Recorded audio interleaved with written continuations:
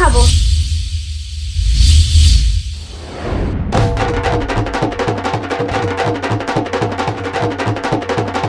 না রে, তুই মরতে যাস না, এটা শাড়ি কিনতে গেলাম।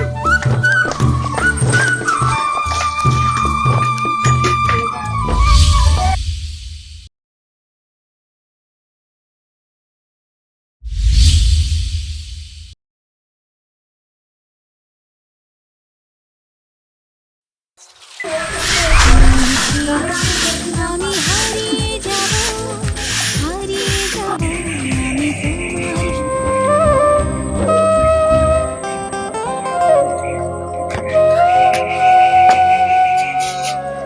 এক গ্লাস জল দাও তো।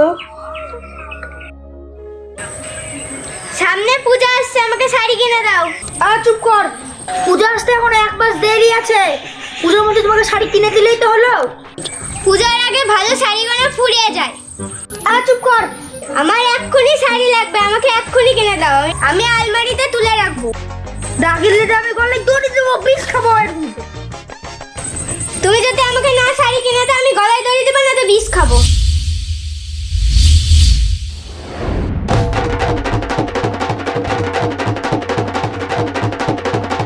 না রে, তুই মরতে যাস না, এটা শাড়ি কিনতে গেলাম।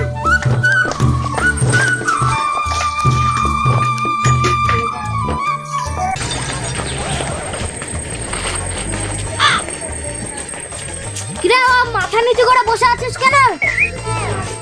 আর বলিস নি, বইয়ের প্রচুর জ্বালা, বইয়ের জন্য আমি শেষ হয়ে গেলাম। কেন রে, বৌদি আবার কি বললো?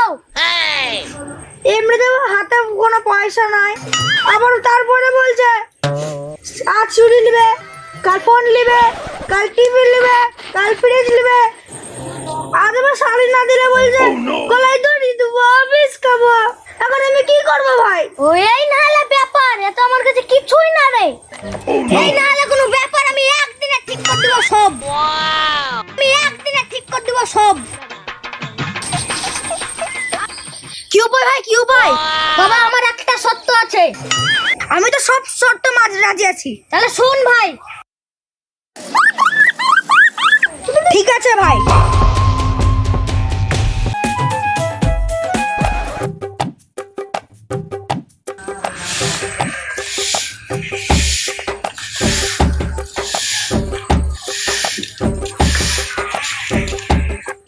কি গো, তুমি শাড়ি না নিয়ে বাড়ি চলে আসলা? তা করতে মামা, তাহলে আমি মরবো বলেছি, মরবো মরবো মরবো। বৌদি, তুমি কি খেয়ে মরবা? বিষ খেয়ে মরবো। আমি বিষ খাবো, বিষ খেয়ে মরবো। এ দেখো বৌদি, 1 নম্বর বিষ এটা। এই বিষটা খেয়ে তুমি আধা ঘন্টার মধ্যে মরে যাবে। এটা সত্যি সত্যি মরতে হবে নাকি? এটা মিংসে বিষটা আমি খাচ্ছি, তোর বুকের জল নামুক।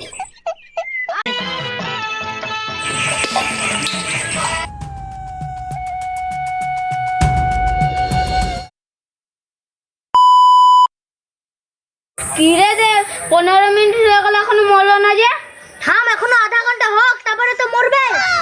ভগবান, আমি কি মরতে বিষ খেলাম? আমি কিন্তু তো মরতেই চাইনি। আমি মরে যাব নাকি? ভগবান আমাকে বাঁচিয়ে, আমি মরতে চাইনি। আর আধা ঘন্টা পরে মরে যাবে।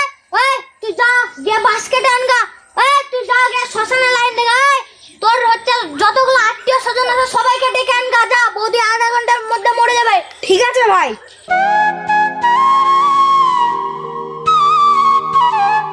আমাকে হসপিটালে নিয়ে চলো গো, আমি বাঁচতে চাই, আমি মরতে চাইনি। আমাকে তাড়াতাড়ি হসপিটালে নিয়ে চলো। 10 মিনিট টাইম আছে, 10 মিনিটের টাইমের মধ্যে হসপিটাল নিয়ে গিয়ে কি বা হবে? তুমি তো মরেই যাবা। মরতে চাইনি গো, আমি তোমাকে ভয় দেখাচ্ছি। বৌদি তো তোমাকে ভিটামিন দিয়েছি। হ্যাঁ, তোমাকে শিক্ষা দেওয়ার জন্য এই নাটকটা করেছি। আমি আর তোমার সাথে কখনো এরকম করব না। আপনারা কেউ স্বামীর সাথে এরকম করবেন না। স্বামীরা কষ্টে ইনকাম করে নিজের পরিবারকে খুশি রাখার জন্য। তাই আপনাদের কাছে অনুরোধ রইল, আপনারা সবাই ভালোভাবে থাকেন।